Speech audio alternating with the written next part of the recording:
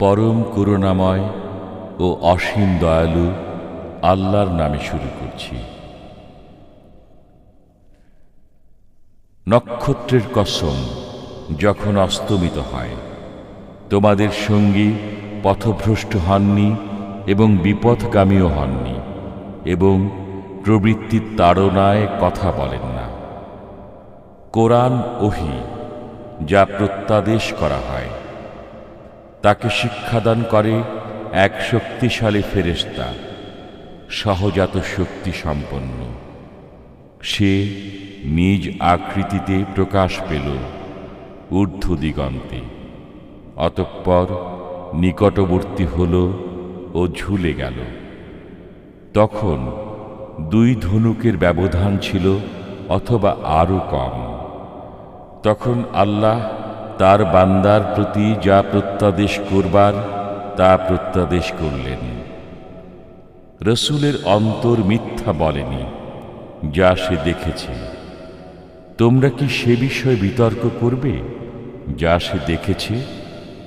নিশ্চয়ই সে তাকে আরেকবার দেখেছিল সিরাতুল মুনতাহার নিকটে, যার কাছে অবস্থিত বসবাসের জান্নাত। যখন বৃক্ষটি দ্বারা আচ্ছন্ন হওয়ার তা দ্বারা আচ্ছন্ন ছিল, তার দৃষ্টি বিভ্রম হয়নি এবং সীমা লঙ্ঘনও করেনি। নিশ্চয়ই সে তার পালনকর্তার মহানিদর্শনাবলী অবলোকন করেছে। তোমরা কি ভেবে দেখেছ লাত ও উজ্জা সম্পর্কে এবং তৃতীয় আরেকটি মানাত সম্পর্কে? পুত্র সন্তান কি তোমাদের জন্য এবং কন্যা সন্তান আল্লাহর জন্য? এমত অবস্থায় এটা তো হবে খুবই অসঙ্গত বন্টন। এগুলো কতগুলো নাম ছাড়া কিছু নয়, যা তোমরা এবং তোমাদের পূর্বপুরুষরা রেখেছে। এর সমর্থনে আল্লাহ কোনো দলিল নাজিল করেননি।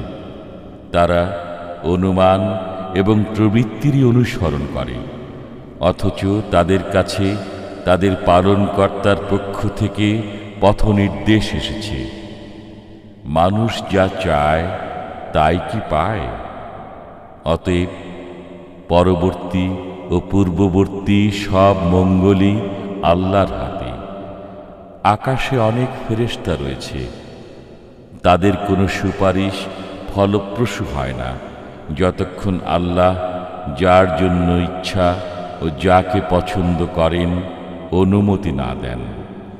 যারা পরকালে বিশ্বাস করে না তারাই ফেরেশতাদেরকে নারীবাচক নাম দিয়ে থাকে, অথচ এ বিষয়ে তাদের কোনো জ্ঞান নেই। তারা কেবল অনুমানের উপর চলে, অথচ সত্যের ব্যাপারে অনুমান মোটেই ফলপ্রসূ নয়। অতএব যে আমার স্মরণে বিমুখ এবং কেবল পার্থিব জীবনই কামনা করে, তার তরফ থেকে আপনি মুখ ফিরিয়ে নিন। তাদের জ্ঞানের পরিধি এ পর্যন্তই। নিশ্চয়ই আপনার পালনকর্তা ভালো জানেন কে তার পথ থেকে বিচ্যুত হয়েছে, এবং তিনি ভালো জানেন কে সুপথ প্রাপ্ত হয়েছে।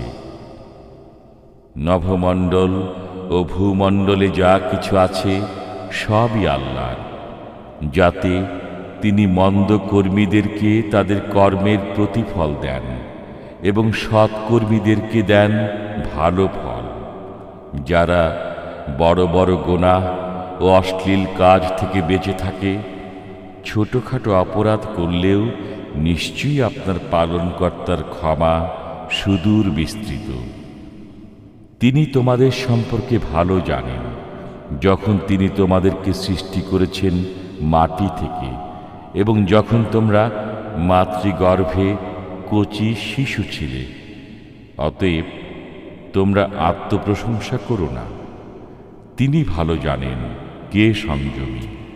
আপনি কি তাকে দেখেছেন যে মুখ ফিরিয়ে নেয় এবং দেয় সামান্যই ও পাষাণ হয়ে যায়?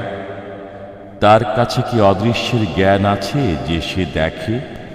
তাকে কি জানানো হয়নি যা আছে মুসার কিতাবে এবং ইব্রাহিমের কিতাবে, যে তার দায়িত্ব পালন করেছিল কিতাবে এই আছে যে কোনো ব্যক্তি কারো গুনাহ নিজে বহন করবে না, এবং মানুষ তাই পায় যা সে করে।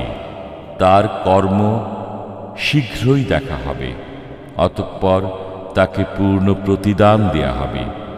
তোমার পালনকর্তার কাছে সব কিছুর সমাপ্তি, এবং তিনি হাসান ও কাঁদান, এবং তিনি মারেন ও বাঁচান, এবং তিনি সৃষ্টি করেন যুগল পুরুষ ও নারী এক বিন্দু বীর্য থেকে যখন স্খলিত করা হয়। পুনরুত্থানের দায়িত্ব তাঁরই, এবং তিনি ধনবান করেন ও সম্পদ দান করেন, এবং তিনি শিরা নক্ষত্রের মালিক।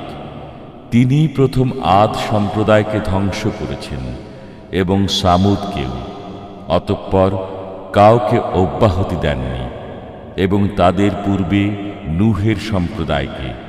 তারা ছিল আরও জালিম ও অবাধ্য।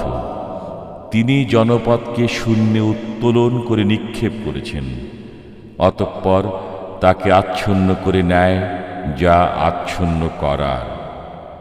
অতঃপর তুমি তোমার পালনকর্তার কোন অনুগ্রহকে মিথ্যা বলবে?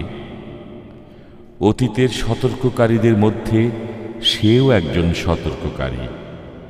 কিয়ামত নিকটে এসে গেছে, আল্লাহ ছাড়া কেউ একে প্রকাশ করতে সক্ষম নয়।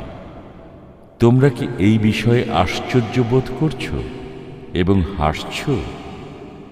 ক্রন্দন করছো না? তোমরা ক্রীড়া কৌতুক করছো। অতএব আল্লাহকে সিজদা করো এবং তার ইবাদত করো।